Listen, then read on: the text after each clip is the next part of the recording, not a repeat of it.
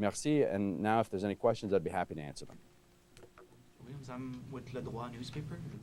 Just one question.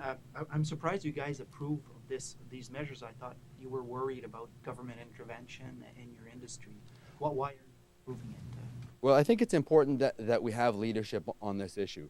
In the United States, you've seen a lot of different states, particularly we've heard a lot about California standards, trying to bring different plants to the marketplace. The government of California has hired consultants, and they've been out in the marketplace trying to get Canadian provinces and other states to sign up to the so-called California standards. I think it's important for Canadian consumers to know that California standards don't exist in the state of California and may never exist. The federal government has not given California leave to implement or roll out such standards.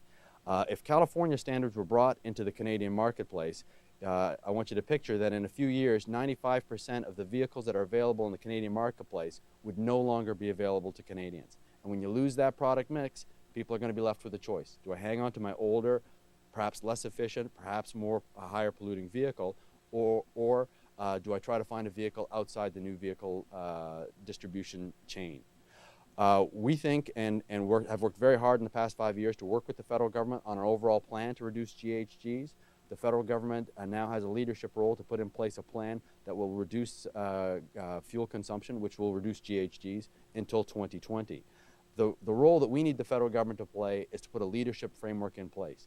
If we have a system of patchwork where there's one set of rules for fuel economy in BC that's different from Alberta, that's different from Quebec, you'll have a system of vehicle arbitrage where vehicles will be coming across the border in a system that won't be good for consumers, that will increase prices, and ultimately won't be good for the manufacturing sector as well. So we need a set of standards that recognizes the technology, but also sets the bar very high.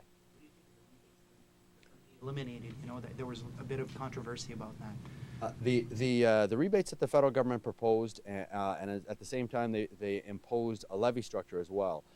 We argued very strenuously with the federal government and with the support of the National Roundtable for the Environment and the Economy. And the National Roundtable on the Economy and Environment came out with a report saying that fee-bates don't work. Basically, a system that taxes one set of vehicles and provides a rebate on the other side is a very expensive, inefficient way to help reduce greenhouse gases. The one thing you have to remember is that consumers every day have a choice in the marketplace. We already have a pre-existing fleet of vehicles, and as people start to make the choice to move from one vehicle to another, it's easy for consumers to say, listen, there's a new tax on these vehicles, I'm going to hold off jumping into the marketplace.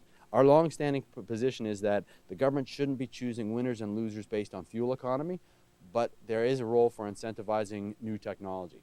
Most Canadians don't know that the United States has long had a system of providing hybrids with incentives in the United States, and that system doesn't exist in Canada. Bringing forward revolutionary new technology is expensive. I was with the representatives from Toyota the other day who told me they'd been working on their hybrid technology for 40 years. That's not an overnight switch when you make things happen. So we need a plan that takes us to 2020, that has incremental improvements, and that's a stretch goal, and that's tough on the auto industry because that's what consumers want. Realistically, 6.7 liters, do you think it could be achieved by 2020? It's not going to be easy, but it can be achieved. The technology that's coming to the marketplace is amazing. You've got hybrid technology. I mean, oftentimes, and I even get this question from my kids at school. Somebody's driving an SUV versus another car over here. You can have an SUV today that's driving on diesel that is getting far better fuel economy than a small compact car beside it because of the infrastructure that it has, or a hybrid SUV that's getting better fuel economy than a small compact car. The technology, cylinder deactivation, and other things that can be put into vehicles today can really make a difference in terms of the overall impact on the economy. One of the things that we've argued very strenuously for is better fuel standards, which would allow clean diesel to come to the marketplace here in Canada.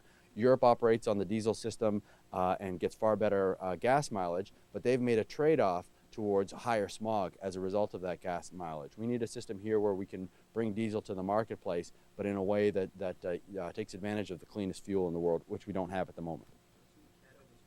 Before the federal government introduced these measures? We have had ongoing dialogue with the government, as they have with all stakeholders. There's a consultation period that ends on this on March 15th with public stakeholders, and we wanted to come out in a public way before the end of that consultation period when the government will come to their final determination. There's been a framework that's announced, and what we're saying is we need a system in place that harmonizes with the dominant North American standard. Just on the information I got this week, the fee bait will be eliminated this year, but I was told the surtax on big vehicles will stay. Is that correct? Yeah, just to precise that, the eco-auto rebate is the eliminated part. So the rebate part was always sunset in the budget to last for 2 years, and that was as part of the original budgetary announcement.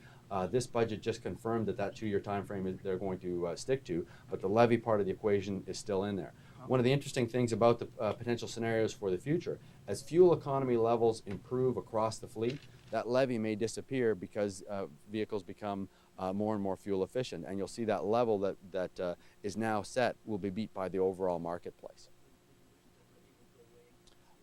Obviously, we don't think the levy is a good thing for the marketplace. One of the things that when you tax new vehicles, you're taxing cleaner vehicles. When somebody's driving a 10-year-old SUV, they have a choice. Do I put myself in a new car, or do I keep driving this 10-year-old SUV? You look at the emissions between those two vehicles, it's not comparable. The technology that's put on today's vehicles is much cleaner and has much more potential for to improve the environment. So when you put a disincentive for people to purchase the newer vehicle, you actually create a problem on the smog side of the equation that government really hasn't accounted for. And that's one of the things that the National Roundtable on the Environment underlined when they first looked at a fee-based structure, is that they're expensive and historically they haven't shifted consumer behavior. Thank you.